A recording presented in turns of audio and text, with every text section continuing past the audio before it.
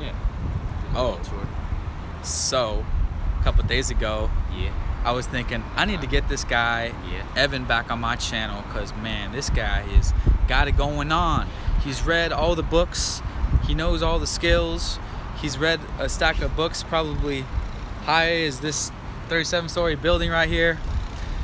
I met him 2014, October, at the Dropship Lifestyle inaugural conference in Chiang Mai. So I feel like he is one of my classmates. I call us class of 2014 Chiang Mai digital nomads. You guys have seen him on this channel multiple times, including why I dropped out to be a digital nomad, cost of living in Chiang Mai, and he's just getting back from Bali for 4 months. And without further ado, the one and only Evan Teague of motiveinmotion.com. Oh, Hey. What's up? So welcome back to Bangkok. Thank you. This is the first time that I've been experiencing Bangkok like this. Yeah, it's our new home. It's great. Yeah. So we were just sitting here a couple minutes ago when you were like just looking out, like, wow, this pool is cool. You were just like, more people need to experience this international lifestyle. And I was like, that's a good way to put it, international lifestyle. Yeah. I was just thinking, because like we just hop around. So recently we just got together. Obviously, whenever people are in the city that I know I'm going to, I know I have friends in whatever city, so it's easier to link up with them. Plus, it's nice to see them. So I was just thinking that, yeah, I would like for more people to be able to do this and live this lifestyle and know that it's possible. And it's just kind of funny. Like I'm in a rooftop in Bangkok. It's nice, just like Western standard, whatever, pool, nice apartment building, good little cove over here, and they have the co-working spot. Mm-hmm. And so I was like, yeah, man, just thinking. Reflecting, possibilities, yes, sir. So I wanted to start off, it's like walk down over this way. I want to start off, most of you guys probably have not seen our other videos, so just go over Evan's like basic story so maybe you can relate.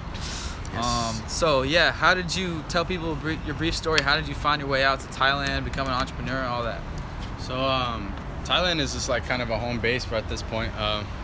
It's like I don't live anywhere full time, which is the good thing, but it's like this is definitely where I started. So I'm always bouncing around because I wanted that from the beginning when I was in college. And I actually learned about like people doing this stuff in e-commerce and like online business, online marketing, copywriting, whatever. I was like, okay, you could make a service business, you could make an e-commerce business, you could do some consulting, whatever. And I was thinking, why would I not do that? I was in school and I was learning all this stuff that I was actually not internalizing, just because it was mainly theory. So it wasn't practical. Mm-hmm. So when it's not practiced, as in the people have not gone out into the world and been able to deliver it to you because of their knowledge and their actionable results. It's just theory, so it's really whatever you want to do with it. So for me, I was just like, this is a waste of time. I really want to just go out into the real world. Still fairly young, so like everybody else is older than me out here pretty much. So I wanted to get the benefit added of having other people be able to mentor me because they were already doing it.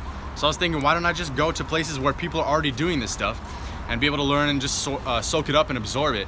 And that's what made the most sense to me at this path and at this time in my life. So I dropped out of school. I took a one-way to Thailand, and I was able to meet Riley and a bunch of other crazy people at the DSL conference. Yeah. And that was just where it really got started. That gave me the ability to be able to have a worldwide network and just kind of jumpstart it really fast, because there were hundreds of people there, hundreds of people still living in different places like Thailand, Saigon, or also down in Colombia, and people out in France and whatever, just from all over the world, being able to make this type of lifestyle reality. So for me, I was just like, I saw that, and all I needed to know was that it was possible. So I just needed to know that that was a thing that people were doing. And so I wanted that for myself more than anything that I wanted probably ever. So I decided to just take the one way, save up a little bit of money. I already had a business going. It was very, very young and very fledgling, but I just had complete faith in myself and my ability. I knew that I didn't know if the business was gonna work, but I knew I would work.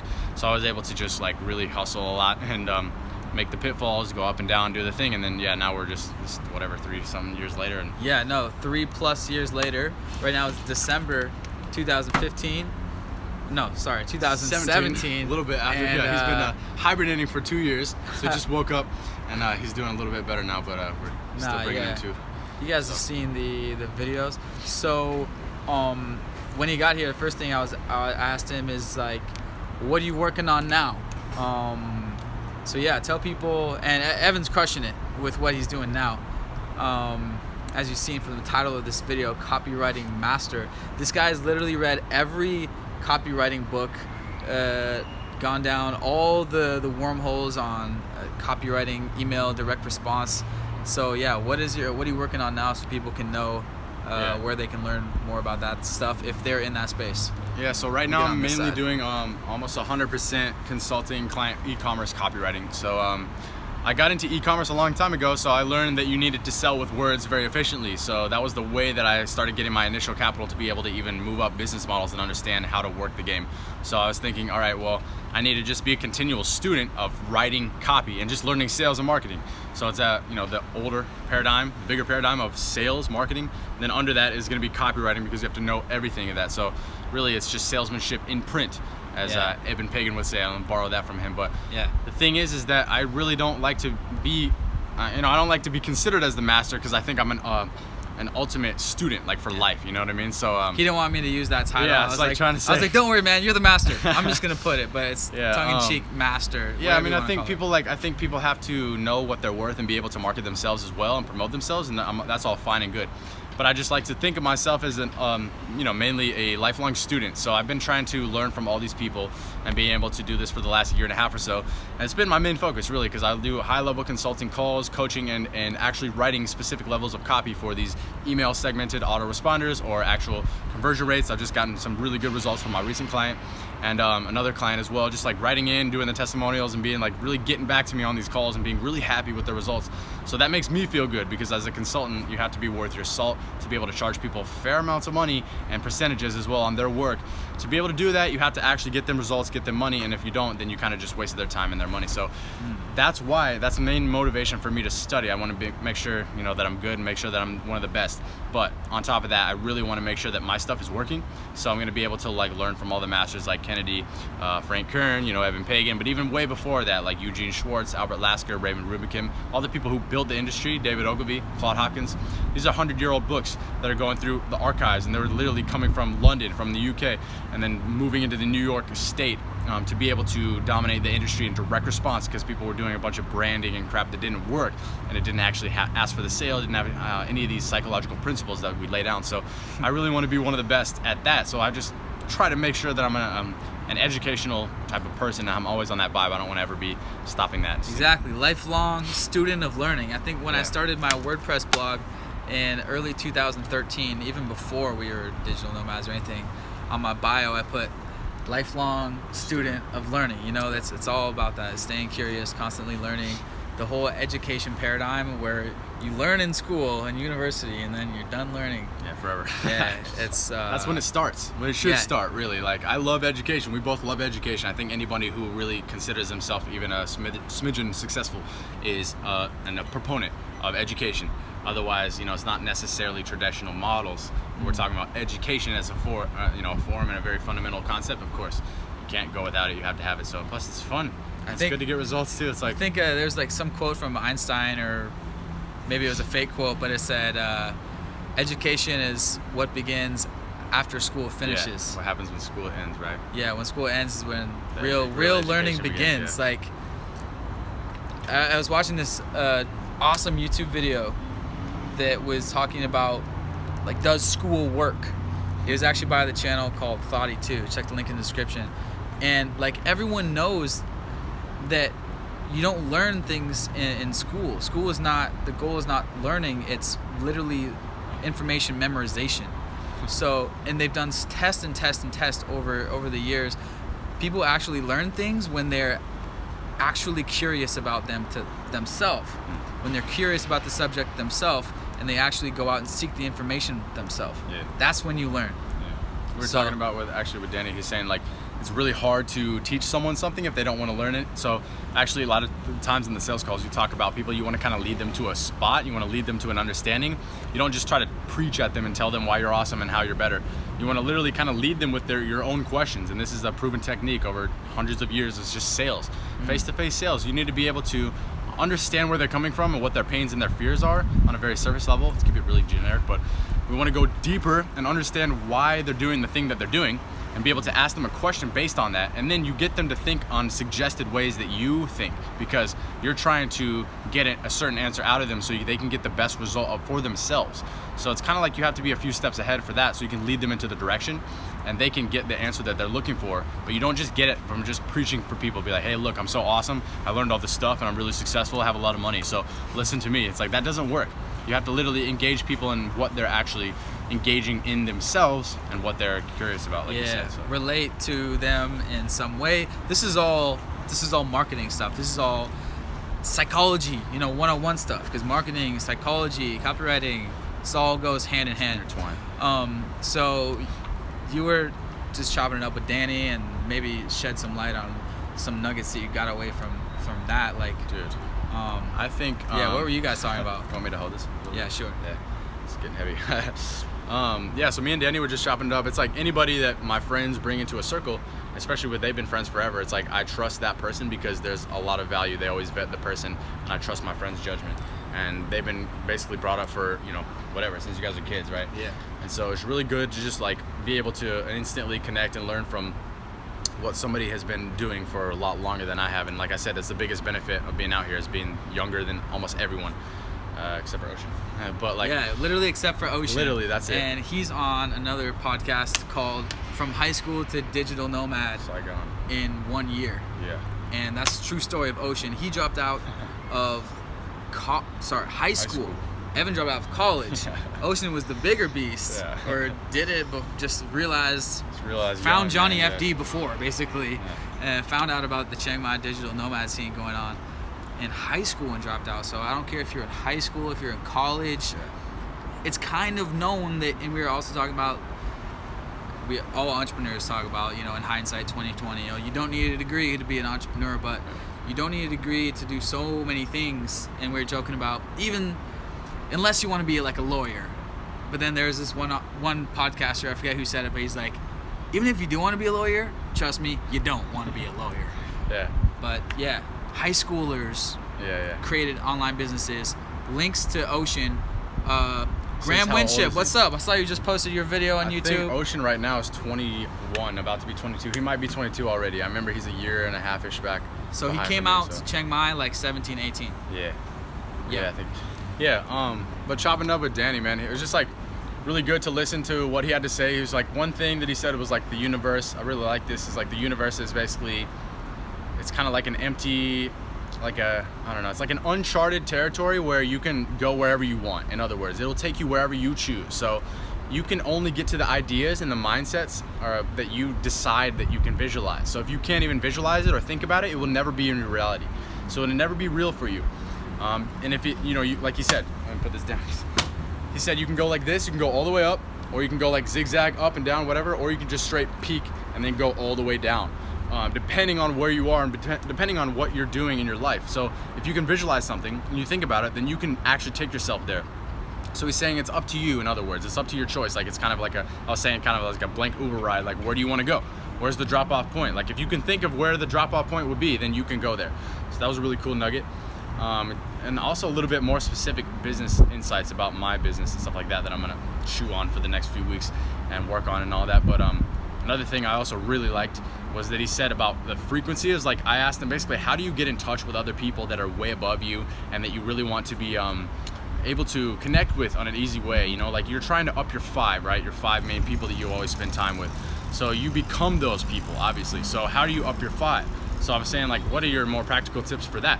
And he was saying something interesting about how if you start upping your 5 by just being the type of person you want to become and getting them pull-ups in on a daily basis, then you be the person you want to become, you'll naturally actually get an elevation on the level that you want to be at.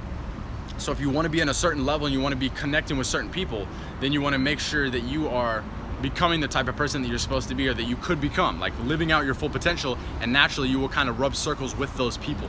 So they will also start to notice, they'll take notice when you get, smarter, wiser, whatever, you have more experience, you start saying what you're coming from and where you're coming from, and it's more authentic and just better, and just dial down on your mission and things like that, then you're able to understand how to rub circles with these people. And so I think it's really cool that it's like a more natural process. So some of these things are really good, like wisdom, insight nuggets that I got from Danny. This is really cool. Yes, definitely a very wise guy. If you guys are coming into this, comment where you are coming from. Captain Jack in Seattle. Seattle in the building, baby. Anyways, if you have comments, questions about e-commerce, about copywriting, leave them on this video after the live stream is done, because these live stream comments will disappear when the video is finished recording live. Yeah, we were just looking over a little bit of the Amazon copy, the back end, some of the email stuff, and just getting the idea of how to like connect your brand and how to be able to tell your conversion story and make it more efficient so other people actually connect with people. Because like a lot of things that people are good at, like entrepreneurs in person, they're so good at telling other people about themselves, about their business, or about what they do, or what they love, what they're passionate about, and they resonate and they get other people to resonate.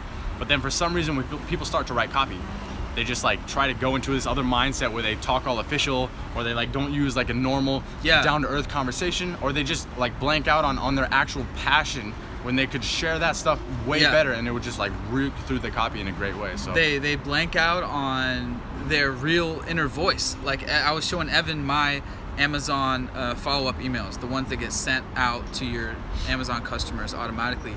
And our first email is like has personality, like is cheerful, funny a little bit. And then the second email was just like not the same voice at all. Yeah, totally. So, and I was just like, bro, like gave me just like a 10-minute speech. I was like, oh, duh. Like even though you think the email like is good, it really is beneficial to have someone to look that over, especially a copyright guru, someone who has read all the books, know what they're doing. This guy, to look at your emails. Yeah, the thing is like you're so good at explaining your passion, explaining what you've done, and all these things that are super cool in your lifestyle, where you travel, you've been all over the world, you shot videos with it, and you've done your own content, created it from nothing, and the channel's growing crazy. Yeah. So that's what you talk about people with. You talk about the light, like there's a video on his channel recently he posted about like the China and the lights, and like that's what inspired you to come out to Asia and check it out, right? Like when he's talking to people about that, it's like this passion, like I was saying, the passion bleeds through him. He loves it, and he's like getting people to really get engaged, and they're like, wow, that's so sick.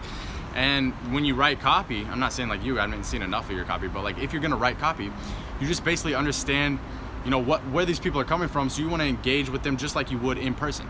So it really doesn't, it's not the same type of thing. Like you literally need to be bleeding the same passion in the words, the salesmanship in print. And you don't have to like oversell anything or talk all official. You just literally would say something that you would actually say to another human being. Yeah, be you. Yeah. It was talking about like, according to Amazon, the tracking number is And I looked at him, I was like, say that to my face. Like, you're my good friend, say that to my face. He's like, Evan, according to Amazon, my data shows that your package should be... Yeah, my calculations are reading correctly. Yeah, just say it in a real voice. Like, hey, we noticed your package should be arriving. Oh. Like, yeah. Anyways, that's a good tip for all the Amazon sellers out there. Read through your emails and make sure it doesn't sound like a robot voice. Yeah. Make sure it sounds like how you're actually speaking. Yeah, you need your real voice. And then include a little bit about like your story, like your personal story. So for me, I'm putting stuff about my personal story. Like, yeah, we wanted to travel full time, so we were looking for a way to make our traveling full time. Oh, we found this product. Now it's our full time business. Thanks for supporting us. So. A huge tip is, especially if you're an American selling in Amazon US, remind them you're a US business, you're an actual small business. Yeah, you're real people. Yeah, you're a real person behind the Amazon sale. Thanks for supporting us over the big brands. It means a lot. Amazon is huge for us. And then I'm gonna have you look at my asking for review emails and have you get deeper into that. Yeah. Maybe tomorrow. Here's a big thing we were talking about. So recently it's like, he mentioned briefly that it was like a cheeky sort of like fun email, right? Playful, and then it had a different tone.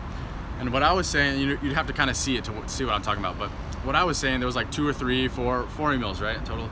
So like the first ones, if you're gonna want to start with the first one, you really want to start strong. So there's a few priorities of many, but really a few, starting with rapport. So like he's saying, build your conversion story. So it's your personal brand, your branding story, but also bring your conversion story into the aspect of why that helps people, why you started the business, why you're different, how it's gonna be so much better for the specific person that you're targeting. And then you build rapport and emotional. The second thing is just the emotional side of it. It seemed very logical to me, so I was saying to bring in some emotion of your passion, let the passion bleed out into the page, and then bring into the rapport for the connection. You, me, this is how I do it, this is how you do it, this is my lifestyle, this is from us to you. Just you and me using a lot of that back and forth.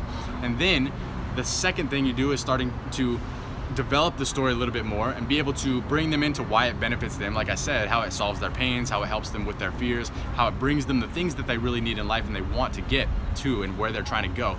And then you can make it the ask, because you're doing adding value, you're doing value, you're doing value. You want to be able to capture the value as well. But if you're just like, hey, buy my stuff, review my stuff, peace. It's like, I don't care about you. You're a number, and you're just adding to my adding to my bottom line. I should add that in as a meme, like picture. That's buy how my stuff, so review many my stuff, marketers peace. do And then like a business, guy bro. like this, like Snoop Dogg. That's how so many people do business, though. You know, it's surprising. So it's like you're doing a give, and then an ask. And it's not even a big ask. You're like, hey, by the way, since you read all the copy, all these ideas about our story and our brand, and you connect with us, you feel like you're supporting us already. We appreciate you. We're adding this extra value for this content, yada, yada.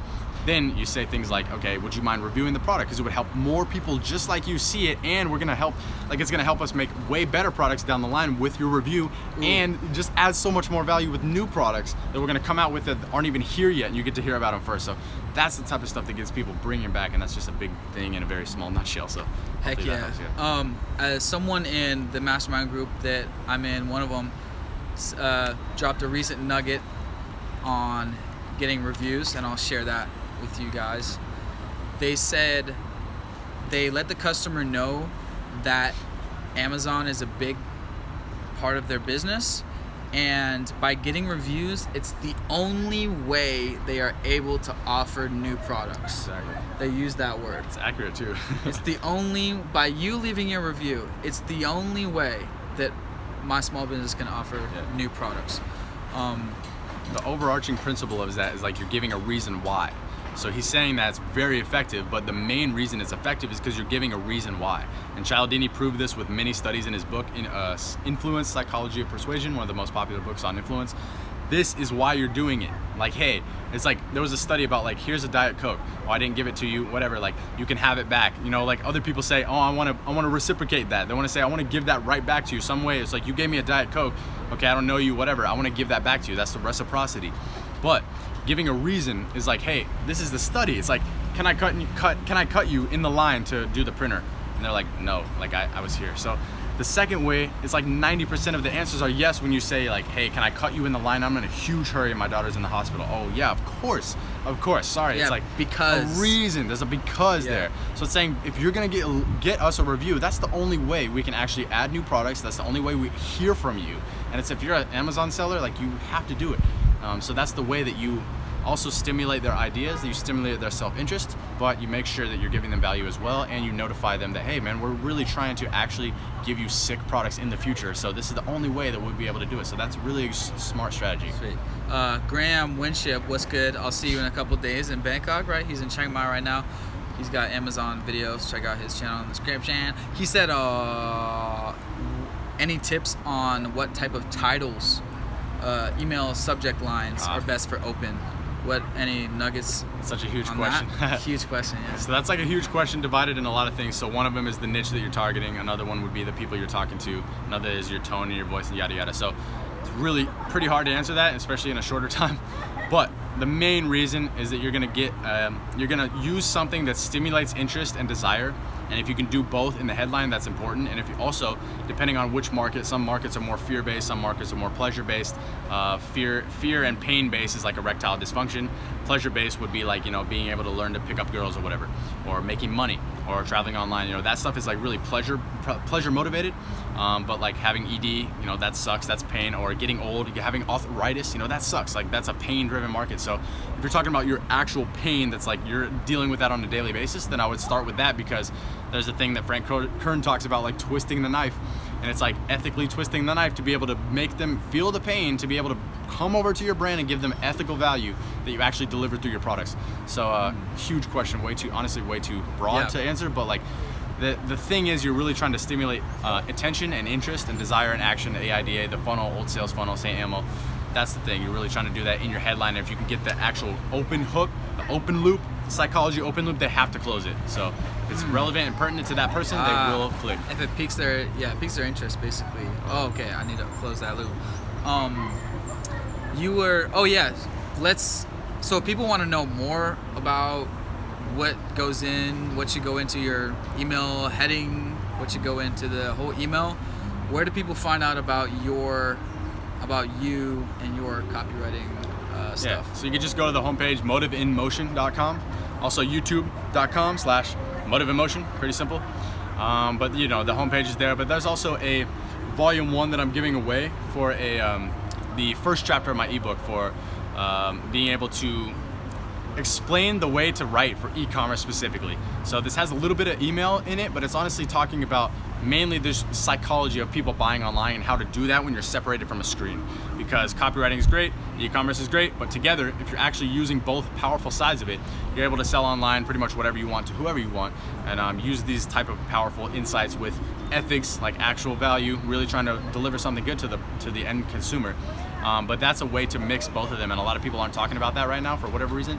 But I've seen just massive improvements in my clients' conversions by utilizing the basics, but utilizing some of these deeper concepts we go through. Like I showed you the customer avatar sheet. Like it's very, very deep dive. That's the first thing that I do with everyone. So let me tell you guys this part. So he was showing me this today, and he probably won't want to toot his own horn, but he was showing me screenshots about one of his clients.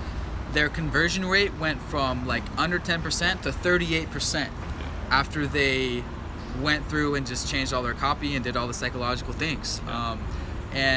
Another client went, I think one of them was on Shopify and one was on Amazon.com, but their conversion rate went boop, after, and everyone was just I know how that feels when someone sends you a screenshot and they're like, dude, this is so awesome. I know how that feels. People send me screenshots. They're like, oh my God, my first sale, on Amazon, or I got 10 sales. And you know that part of that, was us helping them to get to where they wanted to go.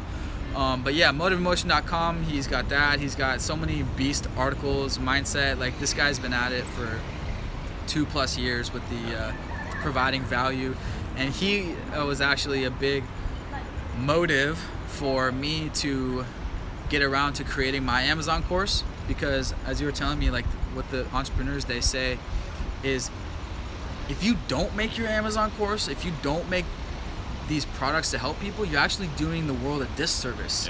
You're doing a disservice, because your audience wants to learn stuff from you because they're asking you all these questions. If you don't make an awesome product that will help the most people possible, you're doing the world a disservice. So I was when I realized that, I was like, all right, I gotta make this video course so more people can help them. I can help more people help themselves. Yada yada yada. So it's actually less than 0. So it's here's the 0 mark, and if you're making services and products that are helping people, cool, you're above 0. But if you're not doing anything and you have a skill and you have a talent and you have a skill that's dialed, or you have a natural inclination that's a strength that a lot of people tell you that you're good at that thing, you're kind of less than 0 at that point, because you need to do some catching up, because you're not serving the world the way that you could be. And why would you do that? You're robbing people of the opportunity that they could only learn from you, mainly because they already trust you, they like you. They're going to be able to get in your zone and learn from you, and they're decided. They already picked you. They're like, okay, please teach me more stuff. And you can't do everything for free either, so you're feeding yourself. You're helping them actually start up, because they're only going to get whatever they work for. So they might buy your course, might be $500, might be $5,000, but if they buy it, you're going to be actually helping them because they take action on the stuff that they learned, then they're going to be changing their lives. So you're not telling them what to do, you're not telling them that you can or can't do anything, you're just saying, hey, you're going to put your mind to it, you'll be able to do it, but if not, I can't help you. So being able to do that is huge, and I think, I really still strongly feel that you're doing a disservice if you have a strength. A lot of people tell me that I'm good at this and that, and I'm like, okay, well, this is great from hearing this from a lot of people. I want to be able to add value to other people. I want to be able to optimize so I can actually deliver that and be able to consume the value as well, capture the value, capture the customer, instead of just being a lot of people just give everything away for free, and that's cool, but if you're trying to really make a business and it's a long-lasting impact, kind of got to go that route. So absolutely. Well, damn, coming up on 30 minutes here. Let's do some more stuff in the next couple days. So be staying tuned. Links in the description for Evan's stuff. This dude is really a beast. He was showing me a manual that he goes through with all of his clients. It was freaking 10 pages long, digging in to the type of books that his target customer reads, the type of Facebook pages they follow, the type of influencers they follow, all this type of stuff. So this guy's really got to dial it in. If you're an e-commerce person, Amazon, Shopify, whatever. The only reason that I'm able to get such high conversion rates, like you said, is that I'm able to understand the market really, really deeply. Yeah. So I actually go into all those books, all the ideas that they're thinking, all the leaders that they're thinking from, they're learning from, and I go through their main desires, their pains, their fears, the things that they don't talk about, that they're actually unspoken. Like, so things that they might lower themselves in status, that they would never actually verbalize to another human being, but they're writing about it in a cloaked form on a forum. In a way, they're saying it in a certain way that they're going to contribute that to the audience, so nobody thinks that they're actually insecure or whatever. But they're really worried about looking like a great parent, or being an awesome boyfriend, or being like an excellent pet owner to other people, that other pet owners that are silently judging them, and they all have their own stuff as well. So it's like things like that are very specific, that you're grabbing them from actual, like, all the data is online. You just got to literally know how to do the research and where to get it. So that's the first thing that I do with every single client. I bring them through when I onboard them after we sign the agreement, and then that's why I can get good conversion rates, because I understand the market. So that's why I'm able to do it. Otherwise, I would be just literally pissing in the wind. I'd be trying to make sure that I can capture everything from everywhere, and it's just not possible. You got to know where someone's at, what keeps them up at night, what they want more than anything, what their secret unspoken desires are. I just did a recent video on that as well. Check the channel.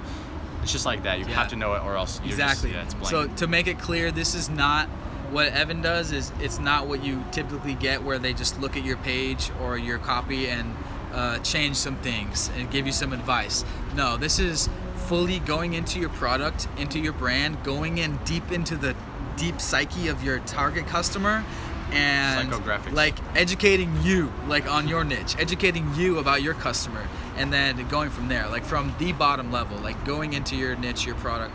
So it's that's what this is, a full package, and it can make you a lot of money. His customers are making money. They already make my fees back in the next few months, dude. It's like, you pay me my fee, pay me %, and then you literally go off and just make money with that. And then that's it. Like, because I don't have to do anything else until you come back for the next line of copy, or the next email autoresponder, next segment, next Amazon listing, next product description, whatever it is. I don't have to do anything, because you're already doing that. And then you do that, you go off, you make money with it, and you just made my fee back like that. And then that's what I do with that, because I want to be able to make people money, because otherwise, if you're a consultant, you're not making other people money, you're kind of useless. So bam. So yo, thanks for watching, guys. Leave your comments below. What's up from Malaysia, India, and Chiang Mai, all that stuff. sweet. We're in Bangkok right now. Let's check out the view. We got the sunset going.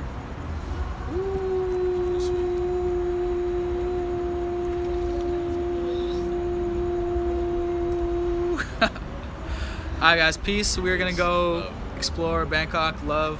Follow me live on Snapchat, Instagram, if you want to see what we're doing for the next couple days. Peace. Later. Later.